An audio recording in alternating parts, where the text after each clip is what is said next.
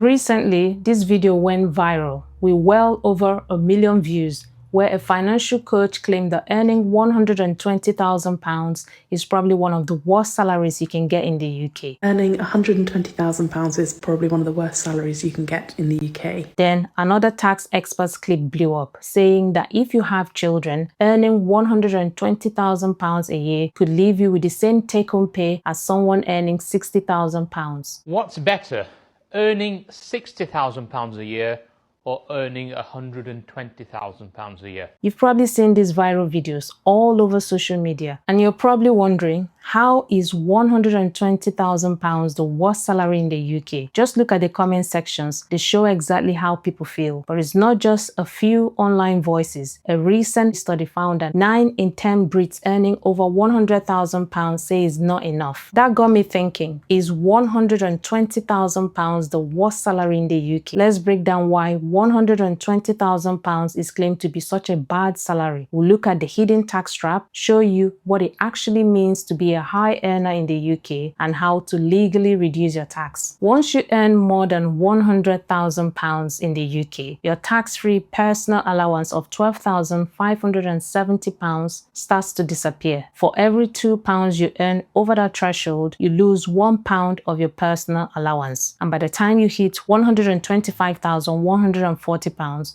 your entire personal allowance is gone. So anyone earning over £100,000 is giving up far more in tax than they realize. For example, if you earn £120,000, you pay 40% on that extra £20,000, which comes to £8,000. But you'd also lose £10,000 of your personal allowance, meaning another £10,000 of your income becomes taxable at 40%, costing you another £4,000 in tax. So in total, you've paid £12,000 in tax on a £20,000 pay rise, leaving you with just £8,000 extra. That's an effective tax rate of 60%. But it doesn't stop there. You'd also lose the free childcare hours. It may not seem like a big deal until you do the math. Take this chart. It shows the average pre- and post-tax earnings for a family with 2 young children and 40 hours of childcare. As you can see, families earning £99,999 actually have more disposable income than those earning anywhere up to £134,500 once childcare costs and lost benefits are factored in. So what this means is you go from having a monthly take-home pay of £5,413 on a £99,999 salary to £6,106 on a £120,000 salary. That's only £693 more per month, despite earning £20,000 more. And for families with childcare costs, the cost of losing that free childcare cost is way more than the difference in take-home salary. You might be thinking, well, that's only a problem for high earners, but this is no longer just a rich people issue. Thanks to frozen tax thresholds, more and more middle and upper middle earners are being pulled into higher tax bands. According to the Institute for Fiscal Studies, the proportion of UK adults paying higher income tax rates has risen from 3.5% in 1991-92 to 11% in 2022-23 and is projected to reach 14% by 2027-28. That means an additional 1.7 million people will be swept into the 60% marginal tax band. Senior public sector workers, professionals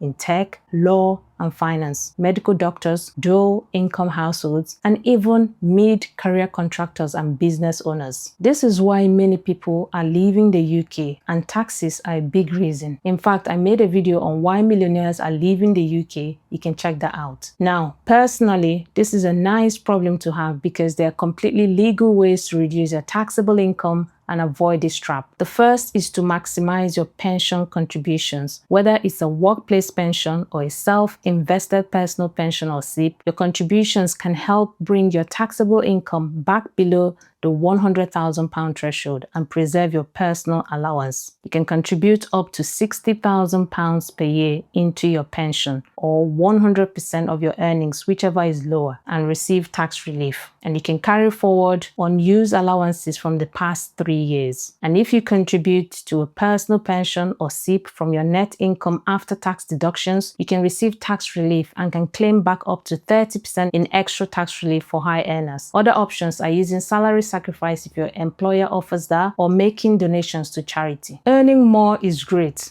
but the UK tax system has cliffs and traps that cost people who don't plan ahead. This is why someone earning £120,000 without good tax planning could be in a worse financial position than someone earning just £100,000 with good tax planning. You've worked hard to get to the top 5% of earners in the UK. Don't let poor tax structure take it away from you. What do you think? Is £120,000 the worst salary in the UK? Drop your thoughts below, and don't forget to like, subscribe, and share it to anyone who benefits. And I'll see you in the next one.